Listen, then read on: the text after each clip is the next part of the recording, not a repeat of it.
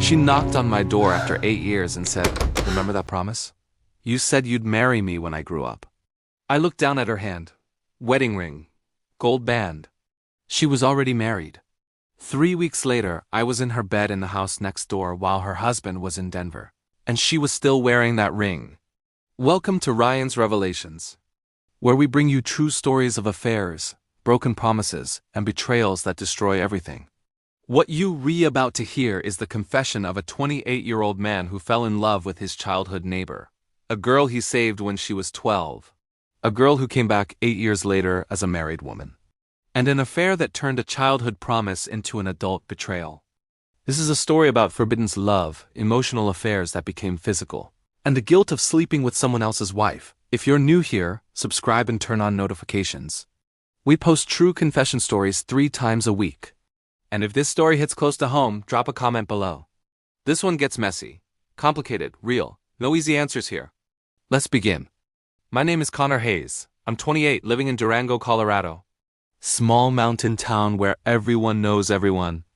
I work as a plumber and electrician, the guy people call when their pipes freeze or lights flicker. I drive an old Ford truck, live in a wooden cabin I fixed up myself, and my golden retriever Max keeps me company. Life here is simple. Predictable. I help the neighbors, fix Mrs. Hartland's faucet for free, shovel snow for the old folks. Small town life suits me just fine. I've had a couple relationships, nothing serious. Sarah from the diner wanted to move to Denver. Katie the teacher said I was too content with small town life. They were probably right. That afternoon in early fall, I was walking home from a job, shoulders aching from hauling a water heater. The sun was setting low, casting long shadows. That's when I saw it. A white SUV parked in front of the old empty house next door. The one that had been vacant for years. A young woman stepped out. Long brown hair, slim figure, wearing a sweater and jeans. She turned toward me and our eyes met. I froze. Those eyes, I'd recognize them anywhere. She smiled and walked over like she owned the place. "You still remember that promise from back then?" she said, her voice teasing. "You said you'd marry me if I grew up strong." My heart stopped. Maya, little Maya from next door. All grown up. 8 years had turned the scrappy 12-year-old kid into this stunning 20-year-old woman standing in front of me. "Maya?" I managed. "Is that really you?" She laughed. "Who else?"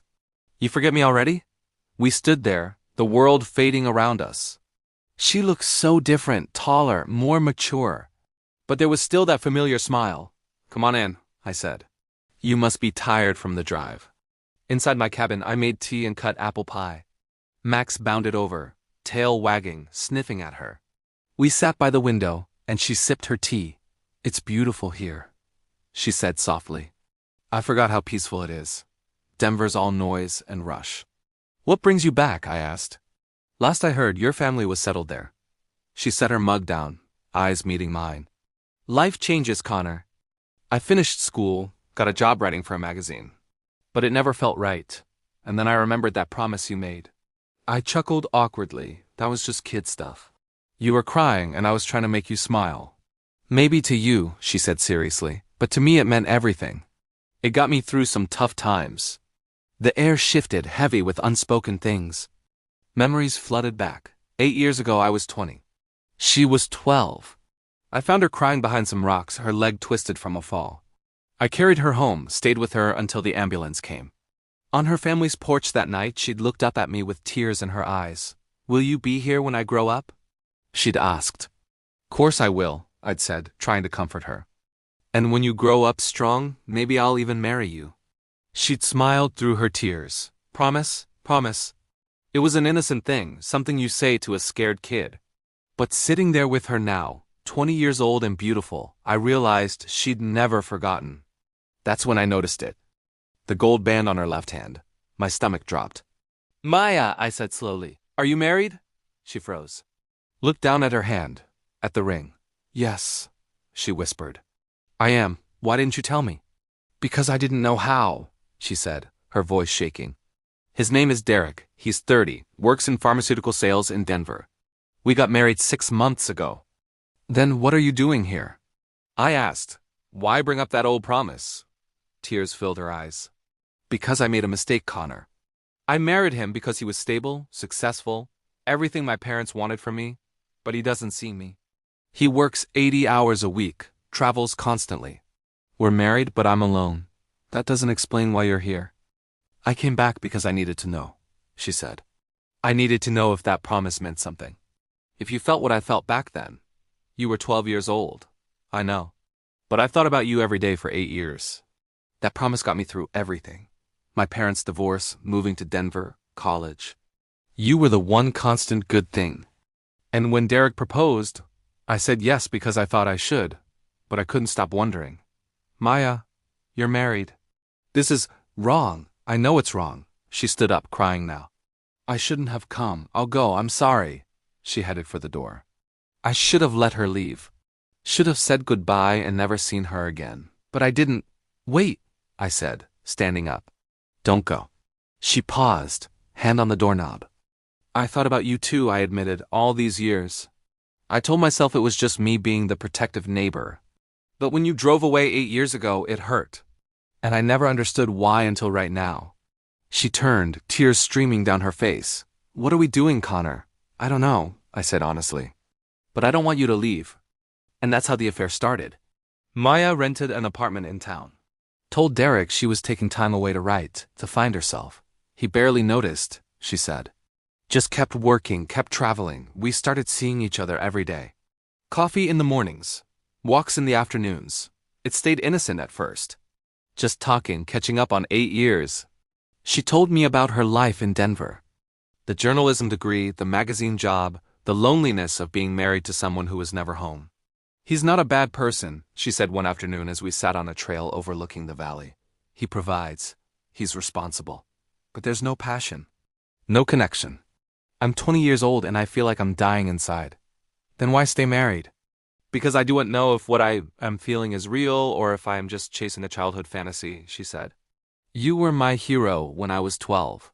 Maybe I just built you up in my head. Maybe none of this is real. It feels real to me, I said. She looked at me, those eyes full of confusion and longing. That's what scares me. We were crossing lines and we both knew it. Emotional intimacy that felt more intimate than anything physical.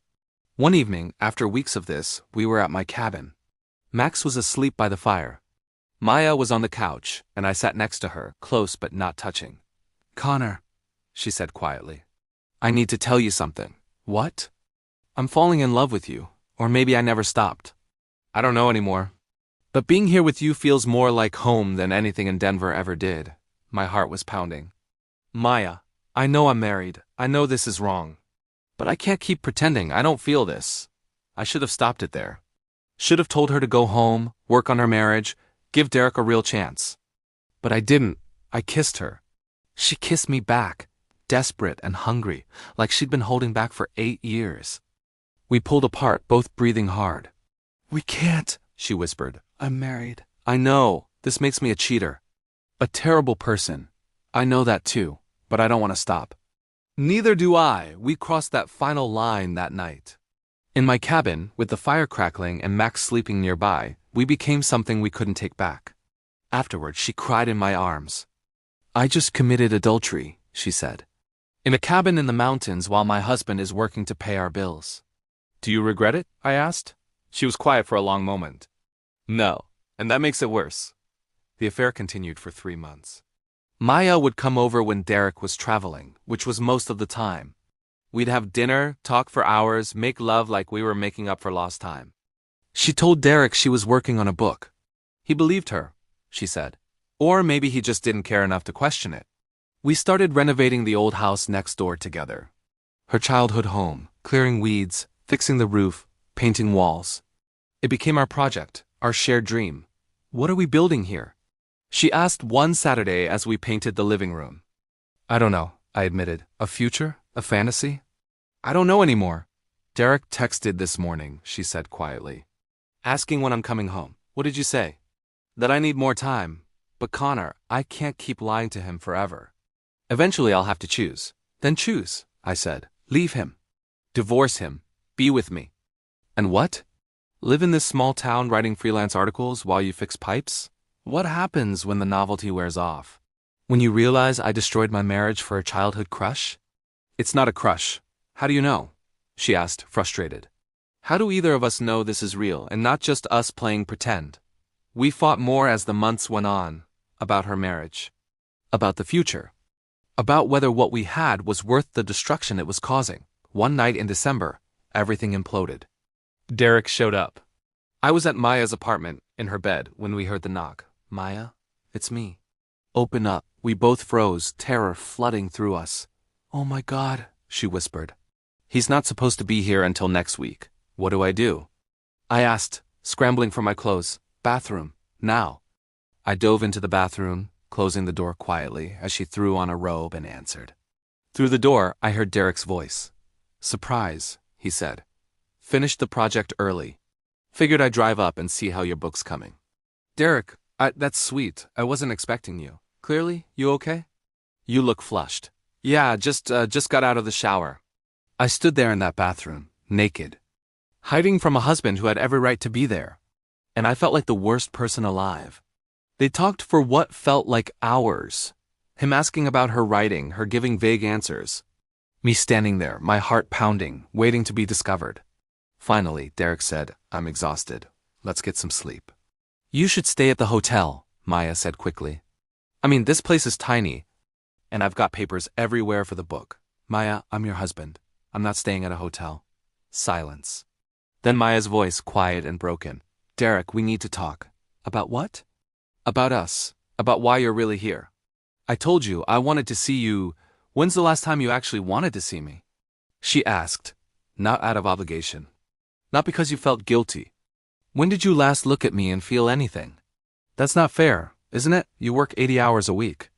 You're gone more than you're home. We've been married 6 months, and I can count on one hand the times we've had a real conversation. I'm working to build our future. What future? Maya's voice cracked. Derek, I don't love you. I tried, I really tried. But I married you for the wrong reasons. The silence was deafening. She left on a Tuesday morning, packed her car, gave me one last hug, and drove away. Just like 8 years ago. Except this time, I'd lost something I could never get back. Not just her, but my own sense of being a good person. It's been 6 months since Maya left. The house next door is empty again. I still fix pipes, still help neighbors, still live my quiet small-town life. But it's different now. I'm different. I destroyed a marriage, became the other man. Convinced myself it was okay because we had history, because her marriage was already broken, because I loved her. But love doesn't justify betrayal. History doesn't excuse adultery. And a childhood promise doesn't give you the right to sleep with someone else's wife. Maya texts sometimes. Says she's doing better in Seattle. Dating someone new. Working through her guilt in therapy. I'm happy for her, I really am. But late at night, when Max is asleep and the cabin is quiet, I wonder if we could have done it differently. If I told her to go home that first night. If we'd waited for the divorce before crossing any lines. If we'd been honest instead of sneaking around. Maybe then the guilt wouldn't eat at me every single day. Maybe then I could look at myself in the mirror and not see the guy who destroyed someone as marriage. But we didn't do it differently. We made our choices, and now we both live with them. Separate, guilty, and alone. So what do you think? Were Connor and Maya wrong, or was this just a complicated situation with no right answers? I want to hear your thoughts. Drop a comment and tell me. Number 1, should they have waited for the divorce before getting physical? Number 2, was Derek at fault for being an absent husband? Number 3, can childhood promises ever justify adult affairs? And number 4, have you ever been in a situation like this? What did you do? This is a judgment-free space. Share your truth. If this story affected you, watch these next. My ex came back married. The affair that destroyed 2 marriages. I slept with my first love's wife. Betrayal comes full circle. The promise that ruined everything. Another childhood vow turned adult disaster. Check the description or click the videos appearing now. If you made it to the end, you understand that affairs are never simple. That childhood promises can become adult nightmares. Hit subscribe and turn on notifications. We post 3 times a week with more true confession stories about betrayal and forbidden love. And smash that like button if you want more raw, honest stories about the choices that destroy everything. Thank you for watching this Ryan's Revelations exclusive. This was a true story about childhood promises, married woman affairs, and the guilt that never goes away. Remember, Good intentions don't excuse bad actions. Love doesn't justify betrayal. And sometimes the person you hurt most is yourself.